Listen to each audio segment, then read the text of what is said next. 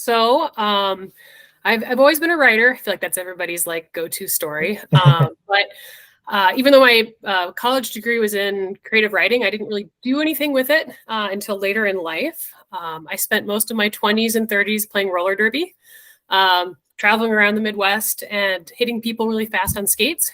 In Nice. 2017, I sustained a traumatic brain injury. Do not recommend. Oh, Um, Mm. it's probably the hardest thing I've ever been through. It's about 9 months of recovery time. It's like 3 of those months I don't remember anything. wow. Wow. But as bad as that was, silver lining, it got me back into writing. One of the things that my doctor told me was like, the best thing you can do are creative things that kind of challenge your brain to start healing. And so I started writing short stories. And before then, I was never able to like finish anything. I had this whole like Google Drive full of unfinished short stories. You had that great idea. I'm going to write it down and someday I'm going to finish this. Yeah. So I started going to the library every day and I would make myself stay there for an hour, whether I wrote a sentence or a page. That was my goal. Pretty soon I had this whole collection of short stories and I didn't know what to do with it.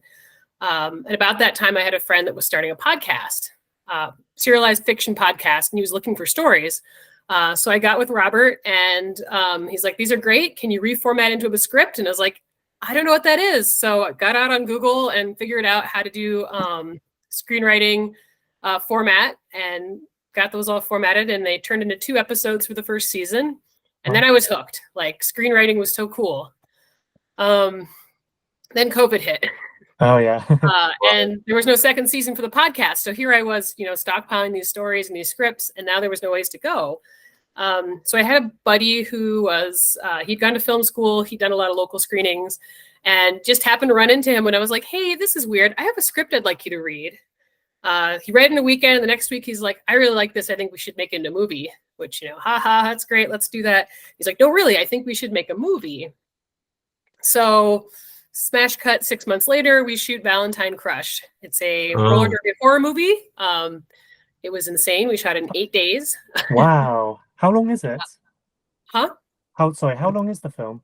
It's 70 minutes. So it's a short feature. Yeah, it was the hardest thing I've ever done. My son was like 2.5 at the time. Wow. So it was crazy. Like, everyone's like, why'd you shoot it in 8 days? Because our director was a manager at the Olive Garden, and that is the most days he could take off at once. Okay. So and it was my first experience on set. So it was definitely a crash course in everything with filmmaking. Being one of the producers, it was also really cool to be on all of the post-production side. So, helping out with everything from watching all the different cuts, working with our composer and doing all the subtitles. So it was cool. And it still just kind of deepened my love of storytelling and really informed like how I started putting scripts together. You learn just how challenging things are, like crowd scenes. Suddenly those become less popular in your scripts. Not to shy you away from it. There are smart ways to shoot these things, but it was a great experience. And since then, I've really just been focusing on writing features, kind of dipping a little bit into television. I'm a genre writer through and through. I love horror and sci-fi. Nice. Trying to get more into comedy just because, like, the world at large, we kind of need some laughs. So more in like the horror comedy sphere.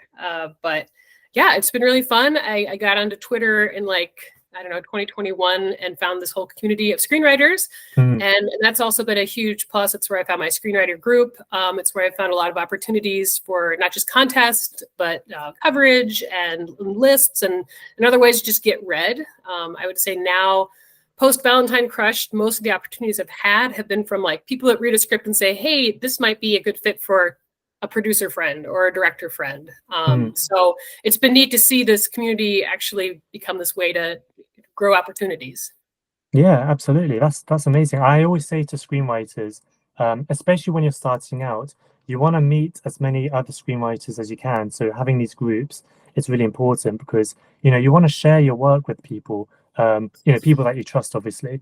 So you don't get writer's block, so you can get feedback, you can actually help each other. Because if you're isolated by yourself the whole time, it's hard to improve. It's hard to know where to go with your work. So yeah, it sounds like you've done lots of pretty cool things so far. And I love that you've done, you're into horror comedy. I think that's a really cool crossover of genres. I It's the love. hardest genre you'll ever write. Oh my I was God. gonna say, yeah, like comedy. I've never. I mean, I love comedies. My favorite, one of my favorite films is Doctor Strangelove by Stanley Yeah. Kubrick. So Mhm. funny. But I can never write a comedy. I think that's such a tough genre to write in. Um, so everyone who's joining, feel free to ask a question if you have any questions, or you can use the chat. So we've got a question from Jordan. So he said, so earlier in your career, so before you broke in, so before you did anything, what choice did you consciously make or action did you take that helped the most or gave you the biggest advantage when breaking into the business or transitioning from like an amateur to a paid working professional? What do you think was that tipping point for you that kind of transitioned you from like a complete beginner into what you do now? I think really the conscious decision to make this a part of my life. I'm a busy person. I have a 6-year-old. I have a full-time job. Yeah, Apparently, I've got to like feed my family and the pets. But yeah, I always talk about if there's something you really love, you make time for it. Or if there's something you yes. really need to do, you make time for it. Like I still have to drag my ass to the gym, which I hate, Mm, but I know it's important for my health. Like writing's the same thing. Like I schedule time into my life, and I can still remember that being a conscious effort. Like I'm gonna go to a library every day for an hour after work instead of going home, and I'm going to write.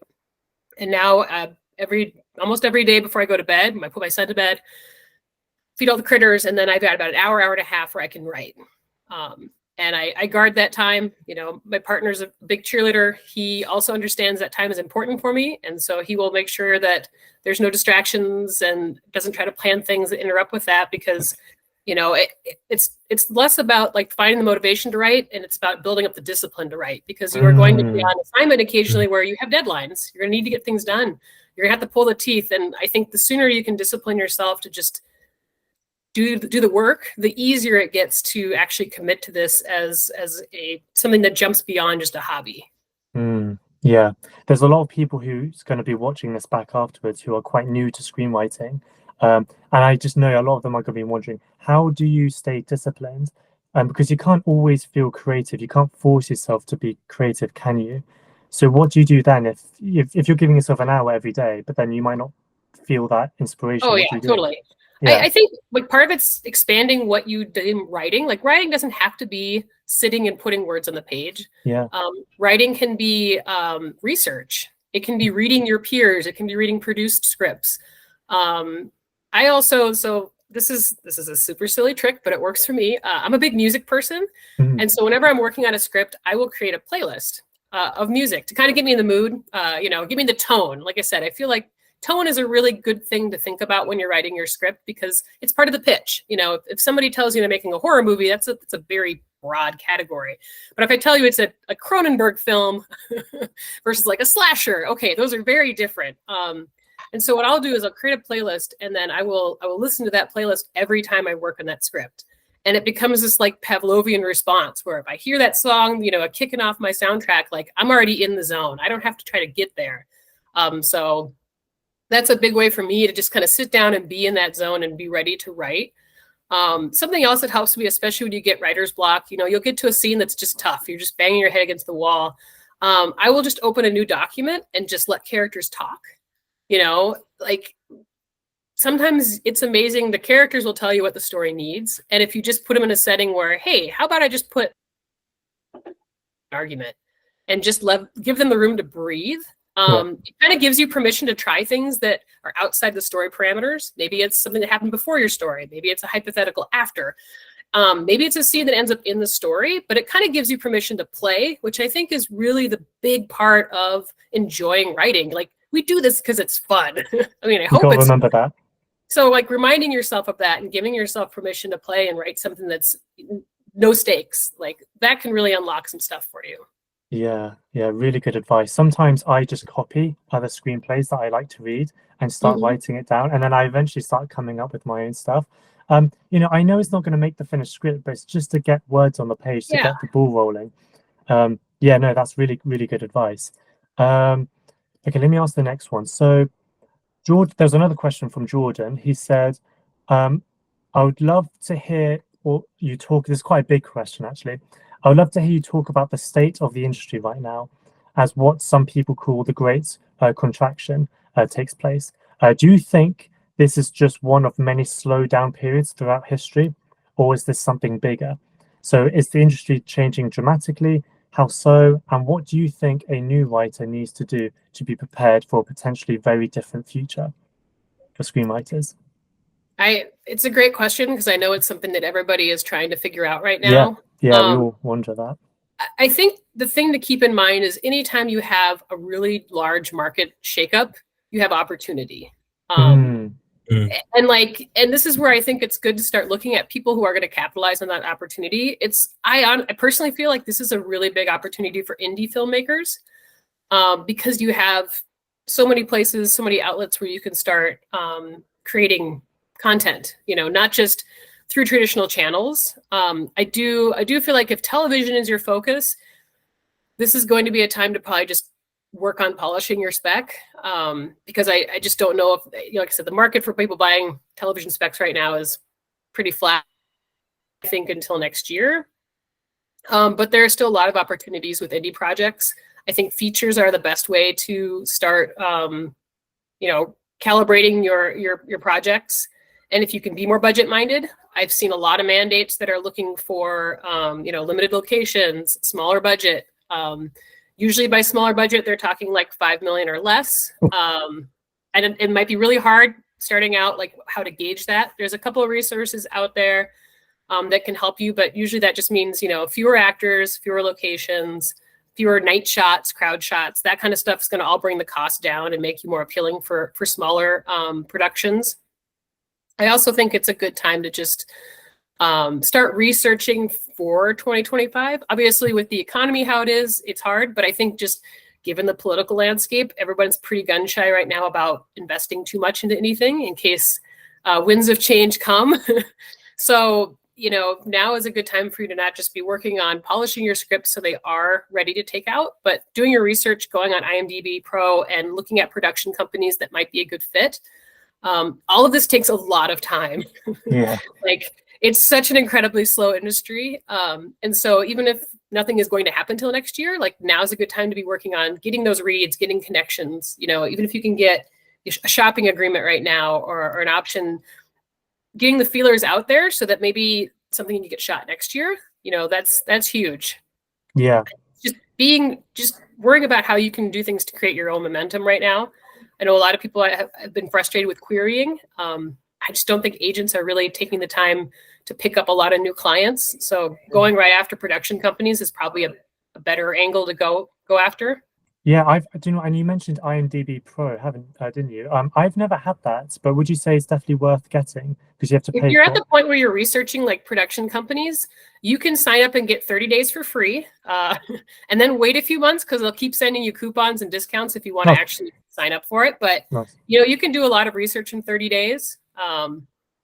I would recommend if you go in and you start looking at either like films or actors that you really like, it'll let you know who the production companies they work with. So then you can start researching and find out, hey, I saw you produced a movie last year that's very similar to the one that I have that, as a lower budget is, do the research. And I think the more research you can have is the more you're going to come off as looking like a informed person. Yeah, like what you're doing. Yeah, and look at, like I said, when you're looking at your comps, look at not only like what their budget was, but what the return was at the box office, because this is why I'm really focused on horror. A lot of low budget horror has huge return at the box office. Okay. So when you can tell somebody like, hey, I've got a movie that's kind of like Get Out, they can be like, oh yeah, this is a movie that made back like 5 times what its budget was. So that's way more appealing than something else. Yeah, I say to people, you got to be in touch with what people want to see at the moment because it changes over time. When you have films like Get Out coming out at the moment, take note of this and think this is what audiences want to see at the moment. And also, if you look on IMDb Pro, I assume you should probably look at people who make the kind of films that you want to make. Obviously, you don't want to just pick any person and get in contact with them. So it's all about finding the right people and doing it at the right time. But yeah, it probably takes a lot of patience. It's weirdly like dating, oh yeah, unfortunately, and it's going to be a lot of no's and a lot of ghosting. Yeah. But we don't do this because it's easy, right? Yeah. No, great. Okay, so the next question for Morid is, when would you know to stop rewriting your script? Like, people will always have criticism, so when would you know it's perfect? Well, I mean, it's never going to be perfect. I guess for me, when I'm ready to like submit it to somebody to read or to submit it to a contest, it's the thing where I can read through it and I don't feel like I can find any more places where I'm hitching on the story, or for me, I'm like the queen of typos, so I can't find any more typos. Usually it's a couple of runs past my screenwriter group. I usually also run it by a few like trusted people that have some industry experience reading scripts. But I think the big thing is a lot of us get in our heads that it has to be perfect, like that it has to be just bulletproof. And yes and no. Some people will throw your script in the garbage if they read the first 5 pages and there's a typo. But my experience is if your concept has a great hook, even if it's not perfect, someone will latch onto it. What is a great hook? So it's great. You're always going to hear like an elevated concept. What's an elevated concept? I like to think it's like a thing you can throw out there that just grabs people right away. Yeah. Yeah. Trying to think of like Cocaine Bear. Oh yeah, that's a great one. Yeah, that's insane. Like that pitch alone, you're like, well, I got to read that. The hell's that about? Yeah. I think if you can sell your script to a stranger at a bar stool in like a sentence, you've got something. And that isn't to say that like slow burn drama or romance doesn't have a place either. I just know it's a lot harder to sell something of that nature, or like a really deep historical one. That's something where you're going to need the time to really pitch it. Yeah. I think when you're starting out, finding something that's a really high concept that's got a great hook, that can get you a read and put you at the top of the pile in a way that, something that might be a little harder sell, like a war drama, for example. Yeah. Yeah. Like a good log line, would you say? Like a great log line. And a good log line. And like not a log line that over explains. That's not just like when blah, blah, blah, blah, blah, blah. They've got to blah, blah, blah before blah, blah, blah. Yeah, like, generic. It still has to be something that makes someone want to pick it up. And that's why it's so hard to write a compelling log line. Yeah, it's an art. It's a skill in itself just to write a log line. We did a workshop recently on the community about log lines, and they were saying, it should be under 50 words, should be as concise as possible. There's loads of things that you don't even think about that you should consider with a log line. So yeah, it's really important to get that right. Just another really quick question that popped in my mind. Is there like a page number, like by page 5 or page 6, do you have to, I don't know, like what page number do you think people read to, and if they've not been hooked by then, like from that page act 1, that page act 2, you have to have your climax on page, for example, number, like Sitfield, like do you have that rule for yourself? My experience is the only people that really pay attention to that are people that read screenplays for contests or for coverage. When I've worked with like directors, producers, they don't have a background in like screenwriter structure. So they don't really care when exactly, like if your exciting incident doesn't happen on exactly this page, they're not going to throw you in the trash. They just care that it's entertaining. But if your question is like, how far will people read before they put you down? Maybe 10 pages, if that. Okay. I know on Twitter, Nate, whose last name I can't remember, they did a whole 1-page contest where it was like spot the pro versus the amateur. And I mean, something that changes over time the more you read, like you can definitely tell first page from an amateur versus an expert writer. And part of it's just, I mean, like anything else, you just know when you see it, but that confidence of storytelling, that flow, even people that have whole blocks of text, you read it and if the pages fly by, like. Yeah, you don't want to like restrict yourself to all these rules too much, because then it's like if you follow Save the Cat. I know some people here have read Save the Cat. And Save the Cat's fine. Yeah, it's great. But I was going to say, the problem with Save the Cat is if you follow it word by word, if everyone followed it word to the point, it would be very predictable storylines. I think you've got to give a little bit of leeway of, it doesn't have to be page 12. You've got to do this. Yeah. So we've got another one from Akash. I think that's how you pronounce his name. So how do you know you're making the right creative choices in your story? Oh, you don't. You just guess You don't them. know, and I think that's the hardest part. Like I know all of us want to have a magic formula. I think that's the appeal of Save the Cat. But it's just like, a recipe when you cook. The first time you cook, you're going to need a recipe. The 60th time you make that recipe, you don't need the book anymore, and you probably have already created your own variation of it, right? Yeah. And I think the question I always ask is like, is what I'm doing, the change I'm making, A, interesting, and B, does it make sense? I always hate the adage like, never be boring, but there's some truth to that. If you read through, there's definitely times where you're like, man, this scene just drags. Like, there's too much dialogue. Even I'm skimming it. Like, find a way to cut that scene or inject some action into it. You have to be brutal when it comes to your own storytelling. And I'm a big advocate of setting a project aside and coming back with a fresh perspective. Sometimes years later, which I know sounds like crazy. I just picked up a script. I remember I wrote it 2 years ago, and terrible feedback. Like, everyone hated the script, and I was like, but it's so good, I love it. And I picked it up recently because it actually fit perfectly with a mandate, and I was like, well, maybe there's something here. And I read it through, I'm just like, this isn't so bad, but now I can see what everyone's talking about. Like, this is the dead scene. It starts in the wrong place. The ending's great, but it doesn't have a payoff because I'm not doing enough work up to that point. So, if something really isn't working, sometimes you just need the benefit of time to come back. Because you will improve, even over a month's time, you're going to be a better writer. So you're going to see those things. And again, that feedback is so important for somebody. They may not tell you exactly how to fix it, but at least they'll point out where things aren't working. So you can go back and hammer on it a bit.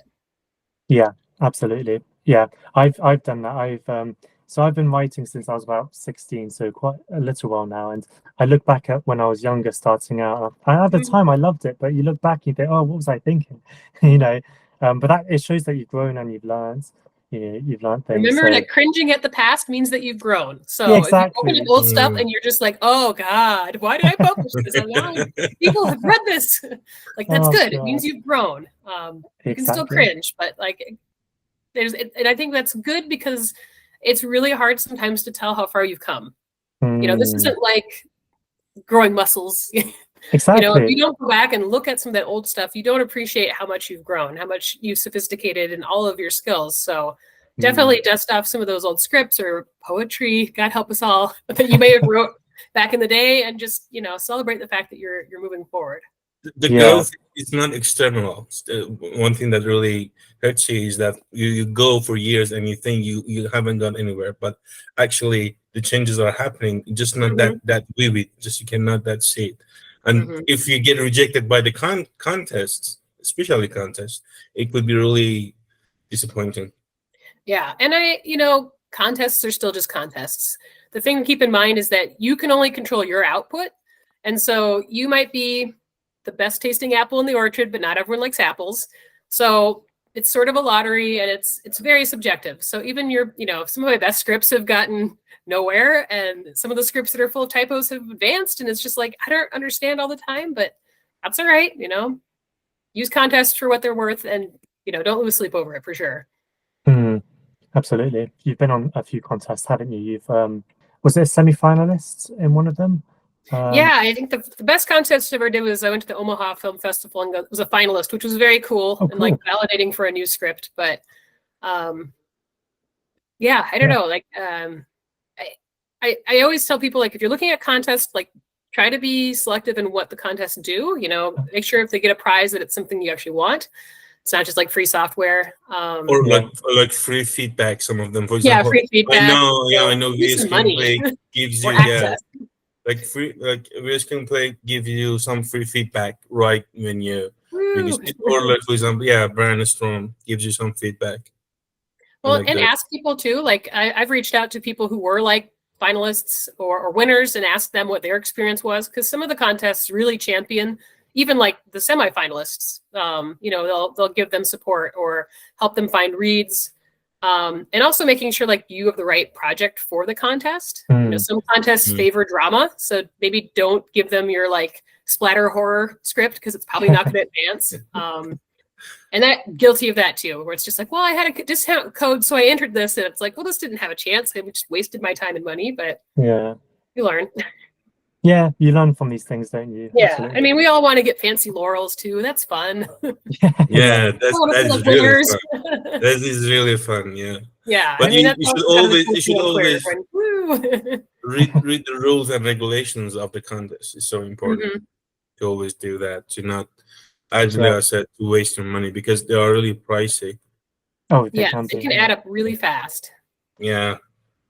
So, sorry, the next question is from you. Do you want me to read it, or did you want to read it? No, it's okay. Okay, read it out. Yeah. Okay. It's okay. So from Said, so he said, so as a mother, how do you schedule your time and your energy to write? So what is your routine, your daily routine for writing? And if you had time, what would you do extra to improve your writing? So I usually, like I said, I write in the evening. Ever since my son was born, I just would wait till he went to bed at night and would write. I also have an app on my phone, my screenwriter app. So like any downtime I have, I'm on there writing or rewriting or reading. Definitely kind of sneak some time at work sometimes if it's slow. Spend a lot of time in I work in HVAC, so I spend a lot of time in like really boring webinars about like EPA regulation and warranty stuff. So, sometimes you can kind of sneak a little bit on the screen. Or I email myself ideas. Have an idea for a scene, and it's just like, all right, I'm just going to send this to myself so that later I can do that. Yeah, I do that as well. I use my notes on my phone. I have about 300 notes. Yeah, you don't have to actually read them. It just feels good to have them stored away. Exactly. But usually Monday through Friday I will write, and then weekends I'll try to take time off. Problem is I really enjoy writing, so like any chance I have to write, I will just squirrel away time to go write. Like my son takes a nap, or if he's at grandma's for the day. But I do also try to make time for like living my life because, the best writers write from experience. So if you can go out and have some wacky adventures, that's just going to make you a better writer. Yeah. But it's tough. I think a big part, especially being like a mom, is that you feel guilty for taking any time for yourself. But it's really part of, taking care of my mental health. I'm definitely a little bit squirrely if I don't get to write. It helps me unwind and relax, which is why I enjoy doing it before I go to bed at night. Kind of empty out all my thoughts, and then I can finally go to sleep. Yeah, proves that you're a definite writer if you think like that. You're born to write. Do you feel unsettled if you don't do any writing then in your day? If you go a whole day without any writing, do you feel like something was missing? Yeah. I've gotten better about that. I used to feel guilty about it. But I like anything else, it's just, you need to be present in your life. So if the day got away from you, like, don't feel bad about it. Yeah. Yeah, it happens. Life happens, you can't put pressure on some people get really like, you got to write every day. And I'm like, yeah, again, like writing isn't always putting words on paper. Writing is doing some daydreaming or, reading something, watching a movie for research. So, be kind to yourself. The world's already hard enough. You don't need to make it worse. Yeah, that's such a great way to look at it. I'm going to definitely remember that. Writing isn't just about physically writing. It's daydreaming. It's coming up with ideas, watching films, even just talking to someone about your ideas. That could be part of the process. I have definitely made my partner try to like block out an action scene for me. I'm like, all right, just hypothetically, if you were going to beat someone to death with a shovel, no, like, there you go. Okay, great. Oh my God, that poor man. Your partner is a horror writer. When? I love that.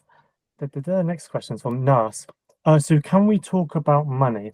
So I know it depends on so many factors, but generally speaking, how much could you expect to earn by selling a feature-length screenplay? Is there like an average? Can you sell treatments? I ask because in the world of booze and publishing, the average advantage seems to be around 3 to 10K. Of course, there are lead titles, but just thinking, is it similar or wildly different for screenwriters?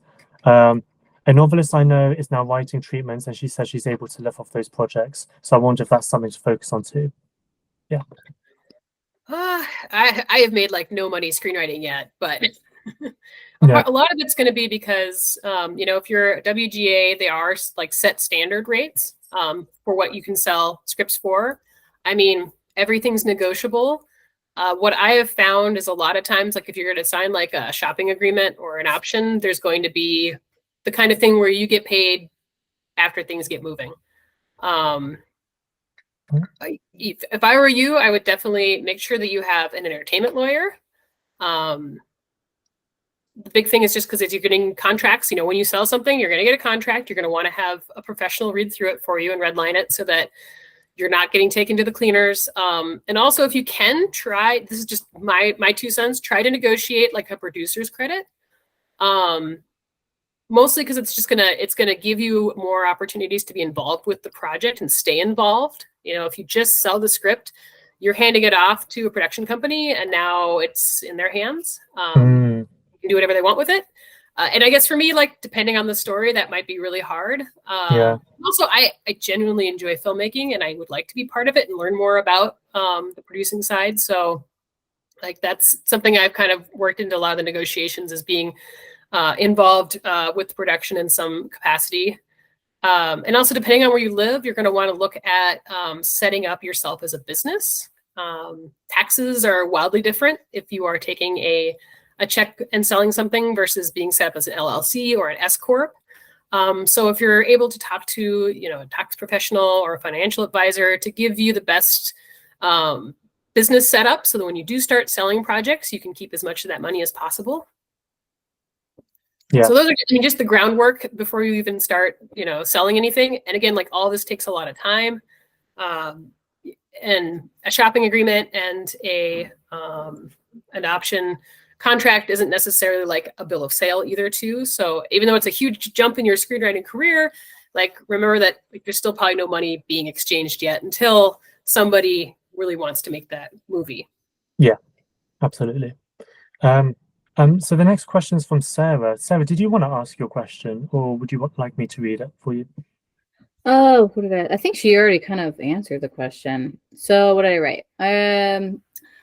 As a writer, motivation often ebbs and flows. How do you handle the ebbs? Is there one particular act or task you take that catapults you from the low, non-productive periods, or do you merely allow yourself the space to break out of a consistent routine and just be okay with it? Now, the reason I ask that question is because as a parent, as a mom, I'm often using different faculties in my brain, right, for like long stretches, whether my kid's sick or whatever. And then I'm just like so depleted. And then, it's kind of like you get down on yourself. And whereas like one week I'll have written consistently, I have an alarm to write consistently. I'm a morning person, which doesn't work fair as well as being a night writer, a night person. So, and then I kind of get into this spiral where I'll be like, holding on to that week where I was so productive and not wanting to let go. Like, it's not every time. Yeah. Like I don't want to let go of the momentum because I had it, but you're inevitably interrupted. So I guess the question is, and you kind of already answered this before, but like, is there some task or is there something that you do, if it's small, whatever it is, that brings you out of that can, that has been useful or helpful to you? I think I'm also like a visual artist, so like I totally get the whole ebb and flow where I will have like a week where it's like I have a fugue state and I'll paint like this giant painting and then I won't do anything for 3 months. A big thing for me, I usually do multiple projects. So right now I have probably 3 scripts I'm actively working on and a short story and a novel. For me, I really enjoy the freedom to pivot to other things. It kind of matches my mood. So if I want to write something dark, I've got that. If I want something light, I've got that. If I want something that is brand new and really out there, I've got that. It kind of gives me permission to sort of match however I'm feeling. Because yes, it's like the end of the day and I'm like, I have had to be mentally on all day and I just can't. I think it's, like I said, giving yourself permission to accept that like sometimes that's going to ebb and flow. And if you don't have the energy and time, it's not really worth pulling your hair out over it. But yeah, for me, like I said, making that time every day, it's just as ingrained in my life as going to the gym at this point in time. And if I don't have like my soundtrack to listen to, this is another stupid thing. I really, I have ADHD, big shock there, probably like most writers. I hate using a timer because it makes me super anxious. Like I will just stare at the clock as it ticks down. So I have one song that I listen to. It's exactly 60 minutes. There's no words. It's just orchestral music. It's a Philip Glass song. And it's my timer. So I can always usually convince myself, all right, well, I'm gonna put my song on and I'm just gonna do, 60 minutes of writing. And it works pretty well to just help me relax and write. But yeah, I wish there was like a magic formula that could make all the distractions go away and give you energy. But yeah, no, you made a good point. I recently started a new project because for 1 year, I've been working on this one project. And that, what you said in the beginning, actually, I think is a good point. Because you're like, when you're going back to it, you're not just going back to like one thing. You have like kind of like a variety. It's a little bit, I think. Going to the pantry, you're picking your favorite thing. Yeah, there's something. Yeah, there's something there to that for sure. I know. I guess I have my attention span's too short to sit and work on like one thing. And I've talked to a lot of screenwriters who've gotten burned out because they've spent like a year and a half just brute forcing one script, and they just start hating it. And I was like, well, you know what? Start something else. Stakes are low. Just it doesn't even have to be anything that like you share with anybody. Like write for yourself too. That's important. Yeah. Do you think you should write, if you want to sell your screenplay, how much of that should you be thinking for yourself, and how much do you think of the audience when you're writing? Do you know what I'm trying to say? Yeah, I mean, I guess my anti-advice is like try not to think too hard about like selling everything. Yeah. Mostly because like the projects that I think I have gotten the most traction on and have like got as close to my heart as possible are the ones that I didn't start writing for anybody else. Honestly, because I was afraid to share it with people. Yeah, I was too, actually. They tap into like my deepest fears. The script I'm taking out now to producers, it's called Pro-Life. It's about a pregnant woman and her wife who are abducted by an alt-right family who are going to rescue their baby. Like it is skin crawling. There are scenes in there I'm like, oh my God, this is like, I don't want my coworkers to know I wrote something like this because it's horrifying and scary. But I mean, like, it also gave me permission to tap into something that like was obviously visceral enough that other people reading it were just like, holy shit, like I need to see this movie. And like, that's where you need to get with your writing, is give yourself permission to tap into those emotions that maybe you are afraid for people to see, or stories that you're just like, this is too much. This is too close to me, because that's what draws people in more than like big concept. I think it's that emotional factor. It's that humanity you're bringing to your story. Yeah. So it's kind of like you want it to be personal, right? You want it to be you want it to, I don't know how to word it. Like you want it to be personal to you, but then also I don't know, should it be personal, your screenplay? I mean, is that what you're saying? Writing shouldn't be your therapy. No, exactly. That's where it can get sticky, can't yes, it? and I never want to write something that's purely autobiographical, because that's just probably not super healthy for me. But you're going to get asked, whether it's in a general or a pitch session, why you? Why this story? Why now? And really understanding the heart of that and being able to speak to it passionately is just going to add more value to you as a writer and the script. Yeah. Can I just interject something? I'm not sure who said it to your original question, Oliver. It was like, I don't know, maybe this was a Bob Dylan thing, but all artists kind of write, whether it's music or whatever, in the times, right? So like Leah is mentioning this appropriately, post Roe versus Wade, sort of like all of a sudden, we don't have that anymore, but at least in the States. So this is like writing with the time. When you think about, I mean, instead of like thinking about it in the sense of like, you're writing for an audience, right? Because that demographic is sort of like everywhere, all kinds of audiences. But it's more like, your interpretation or perspective of the time. And this one, I think, is like good timing. Right? Yeah. I mean, it speaks to the zeitgeist I think a lot of women in America are experiencing. I live in a red state that has a total abortion ban. That was what triggered this script. It's the angriest script I ever wrote. I wrote it in 1 month. Wow. I was just like, I don't know if I can share this with anybody. And I had a friend that read it for me. Is like, actually, I've got a director that might want to do this. And that's where it's gone from there. So you hear stories from screenwriters who they've written out of frustration. They write something in like a few weeks and it becomes their best thing. And then isn't going into music, does anyone listen to Fleetwood Mac or know about Fleetwood Mac? One of their best albums, Rumors, didn't that come from them all falling out with each other and they had a lot of pain and problems, and because of that they made really good music. So like you can write really great stuff from the things that trigger you, the things that get you angry. But then equally you don't want it to be too personal and it to be messy. You kind of want to translate it into something that's accessible for an audience to watch. So last year I had an opportunity to go to a Stowe Labs retreat. Highly recommend their programs. Okay. They're fantastic. And it was great. It was like my momcation, so I got to spend a week with like a bunch of writers in Vermont. And nice. But like one of the great takeaways I had from that was talking about like, you know, when you're explaining what your story is, like being able to explain like, hey, here's the story. So your log line, plot, and then make sure you can go deep enough to say what your story is really about.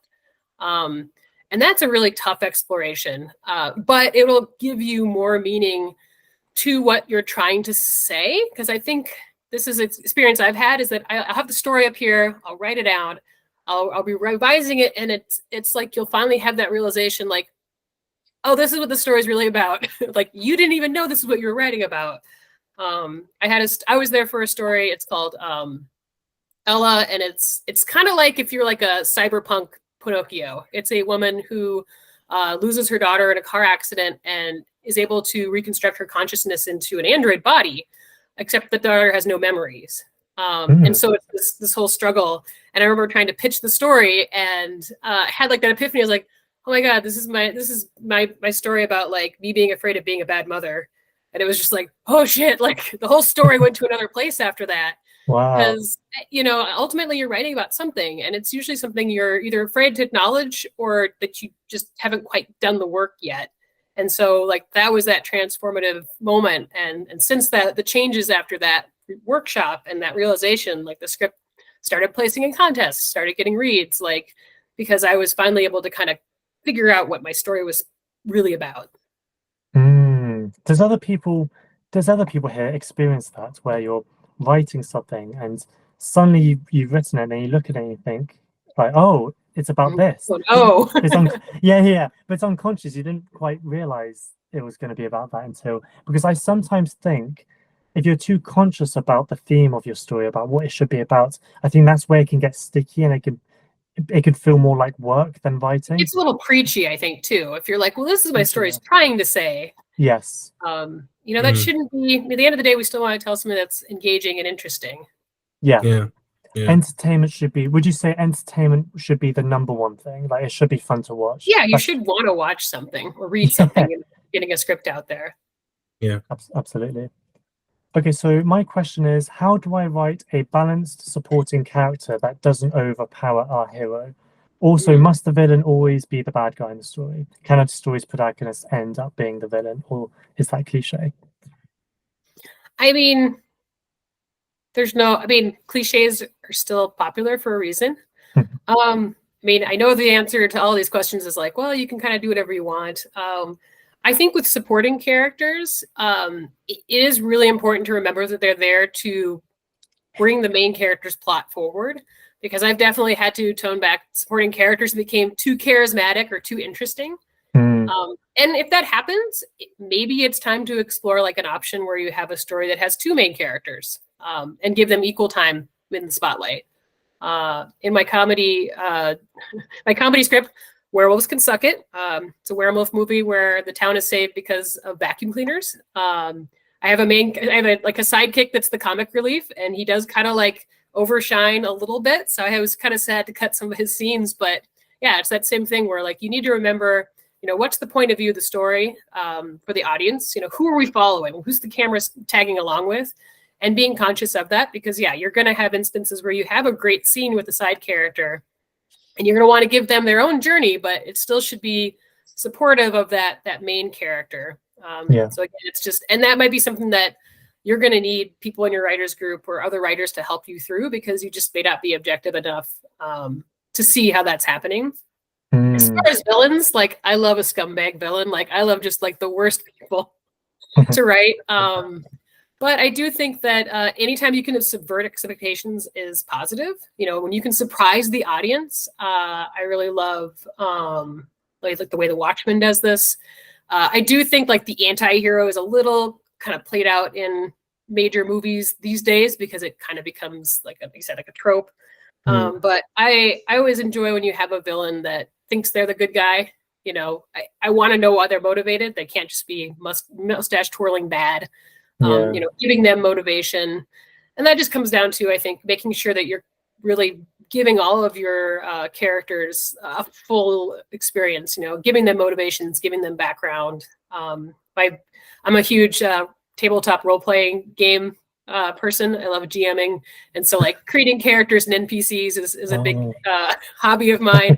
But it does a lot to help you inform, you know, your character creation. I like to make spreadsheets where, you know, I can go through each of those characters and try to make sure that they're, you know, they feel fleshed out. They have motivations, that they have a reason to be in the script.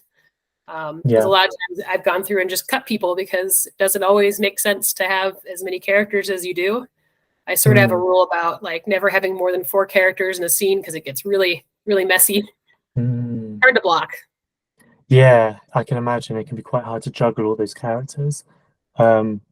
Yeah, really good points. Do you want to read a question? Susie has a question. Sorry, Susie, do you have a question? So Susie Yeah, said that's why. Yeah, no, it's a text. That's why doing a one pager is so important, as it forces you to think of the emotional through line. What the story is really about. She's talking about the importance of one pager. Yeah. Yeah, and one pagers are, I think, becoming really important too. So, you know, make that part of your process. So when you've got a script that you feel like it's ready to start taking out there, you know, make sure your log line is solid. If you're using a platform like ISA or Coverfly, you know, make sure your profile is good and all your communication or all your contacts are up to date. And then having that one pager ready, because I've definitely found when you start reaching out to producers, they probably won't ask for the script. They'll probably ask for a one pager. So having that ready, like just because they're not going to have the bandwidth to waste time on a script, they want to at least see what you got. And that one pager, especially if it's a really solid one, is going to be a better calling card than having your full script even ready. Yeah. Leah, Susie wants to connect with you on Instagram or LinkedIn. I know that you're most active on Twitter.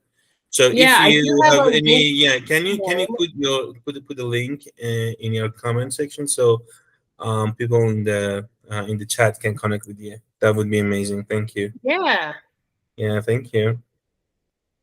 Yeah, and I love reading and giving notes too. So if you don't have a screenwriting group and you're just looking for someone to read through something, like hit me up.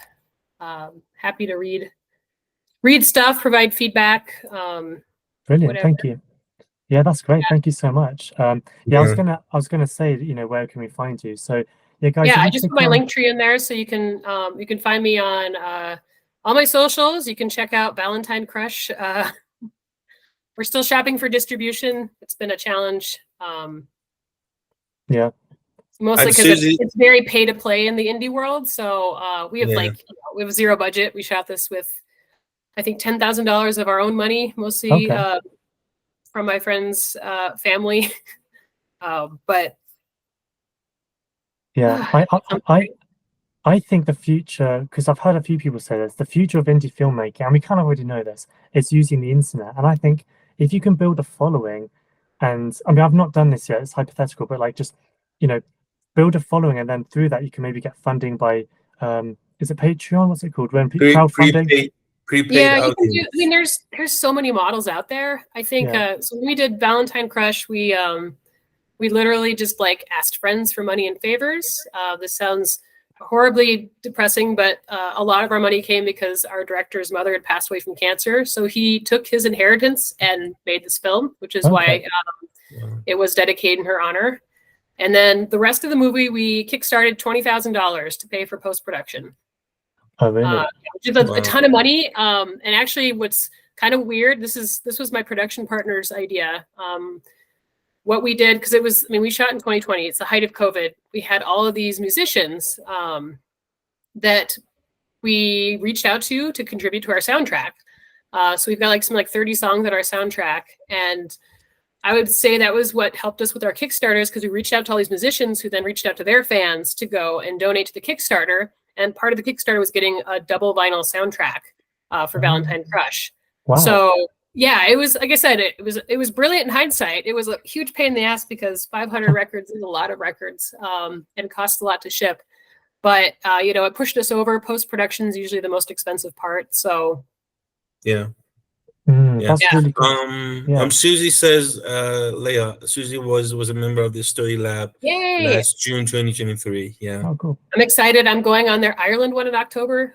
I'm so excited. Oh, did you get in for the feature program? Wow, I'm not nice. supposed to like we're always kind of weird about like don't post anything on socials, but I'm like, I'm so excited. Yeah, they have a new program for short Big as Mom well. Vacation. Did you hear about that? They have a new program for short. I saw that one too. Yeah, they are so good. They do a great job of taking care of their alumni and great networking too. So I have a new project. I'm gonna submit it to Story because I think it's a terrific program. Yeah, they do a great job. And there's also a program. Sorry, I missed it. Stowe Labs. Oh, Stowe Labs. Yeah. And there's a bunch of great fellowship programs out there and artist residency programs. And a lot of them do, waivers for the fees. So if if contests don't feel like a great fit and you're just working on your craft, like look at some of those fellowships and artist residents because they're very cool. A lot of them just kind of like put you up in a place where you can be creative and get away from all the distractions. And again, maybe that's not writing, but it's just headspace that you don't normally get in your life. So those are definitely worth looking at. Does it help you in the future? Does it help with the financing or, for example, connecting with right people? I mean, it's definitely going to get you connections to people. I know one of the best connections I got at Stowe was SAG Indie. So they are a nonprofit that works with independent producers and SAG. So if you want to have SAG actors in your indie feature, they will help you with all the paperwork. They'll get you waivers so that you can get the reduced fee. That's the big thing in indie films. They're like, you got to get a name. That's what sells indie films. If you can get a name, you can get funding for projects, you can get distribution. So that was a huge thing. Like, where was this before? And then just, like they have the alumni network too. So maybe you connect with somebody that has a connection somewhere else. This is all about like networking where you're at, not necessarily trying to always be reaching up. Like, don't bug produced screenwriters, people working on television shows and ask for reads. Maybe that would work. I think it's just going to get you blocked, but there are a lot of opportunities that can happen just working with the people around you and at your level. I found people are very gracious with their time, and they're more than happy to give you a warm handoff to somebody that they know that might be a good connection. So always keep that available. Don't burn your bridges. And just give people some grace. Like, this is an industry where you will send something off and you may never hear back from somebody, or it might be 6 months and you hear back from them. Like, people are busy. Life is crazy right now. So just be understanding and accept that it's not personal. If they're not getting back to you, it's not that you suck or that they hate you. It's either that they're busy or, they just don't have the bandwidth to come back to you and tell you what's not working. Just keep that in mind. It's going to keep you a lot happier and healthier if you don't try to take all that stuff personally, because it's not. That's right, right? Just thank right. You. Yeah, thank you. Yeah. And Susie says Nastas is great too. I don't know what is Nastas, but this is what she said. I don't know. Susie, can you give some context? I don't know what is that. It's a screenwriters retreat. 3 weeks. Ooh. Oh, okay, nice. Okay. My kind of vacation. Lots of one-to-one. It's you have to apply to get on it, and it is expensive, but it's amazing. Yeah. But Stowe, I love Stowe. It was fantastic. Definitely worth it. Oh, great. Yeah, definitely worth it. Thank you, Susie. If you're going to be splurging for these things too, remember this is also like an investment in yourself and your career. Yes. I know sometimes I feel super guilty about spending things on workshops or upgrading software, but it's probably cheaper than getting into scrapbooking. That's what I tell myself. Like 3 friends that spend so much money on scrapbooking. This is if it's something you're passionate about, it's worth investing in, and hopefully enjoying too. Yeah. What is your favorite contest or fellowships or the screenwriting labs? Which ones are your most favorite? Like I said, Stowe is great. I really enjoy Austin Film Festival. Okay. I've never paid for their feedback, so I can't vouch for that. But I've Yeah, gone. Sunny's coming is Austin. I got an email like two Yeah, two I've days gone ago 2 years in a that row, they're and gonna. it was Yeah. great. I kind of laugh because I'm like, I don't know if I'm going to pay for a pass this year because really I just go to hang out with other screenwriters and network with people Sounds and eat good. lots of tacos. So that's an option too. But it's been so nice to get to meet people like face to face that I've only, swapped scripts with or seen in Zoom. It's been a great way to connect with people, and also like they have the script library there, so you can go and you can read like the finalists and the winners. Oh, And cool. that's also huge too, because Yeah. I think you only really feel like you read like your peers and then like produce scripts. So getting to read things that like show up on the blacklist and getting to see that leap between, okay, this is where I need to be if I want to keep advancing. So Wow.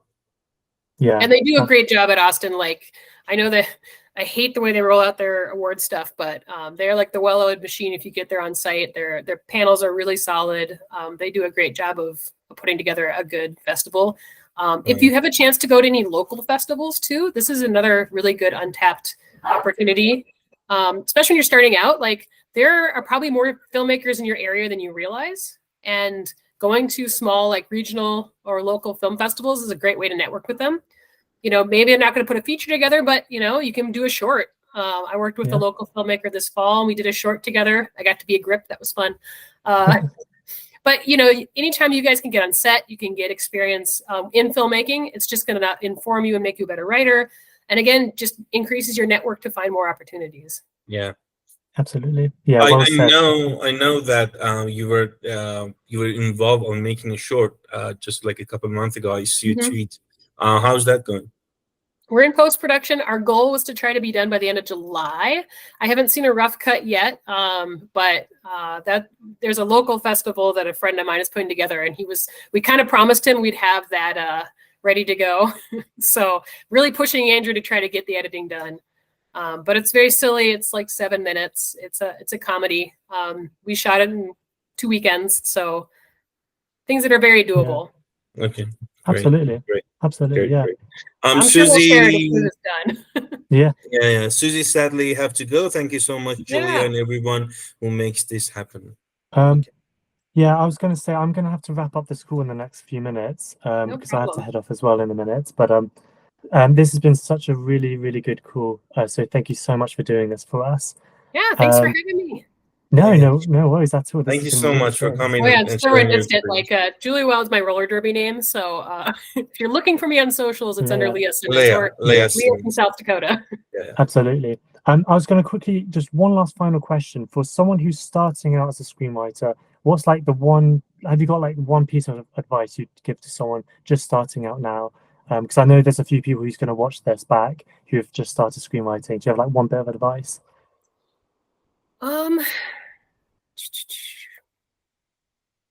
I think the best piece of advice is to learn how to take feedback. It took me a long time to like get myself out there, put myself out there and let people read stuff and accept that like notes are just part of the process. The first draft you write is not going to be perfect. The 15th draft is not going to be perfect. It takes a lot of work to get a story and a script where it needs to be. And that's at every level. Doesn't matter if you're a new screenwriter, experienced screenwriter, nobody is writing a perfect first draft. And learn, and just accepting that, like, again, like the notes you get back from people, it's to make your story better. It's not because you're a bad writer or that your story sucks. Again, like the sooner you can get that tough skin and accept that like people are trying to help you when they give you notes, the easier it's going to be for you to improve as a writer and put together a better and better story every draft you do.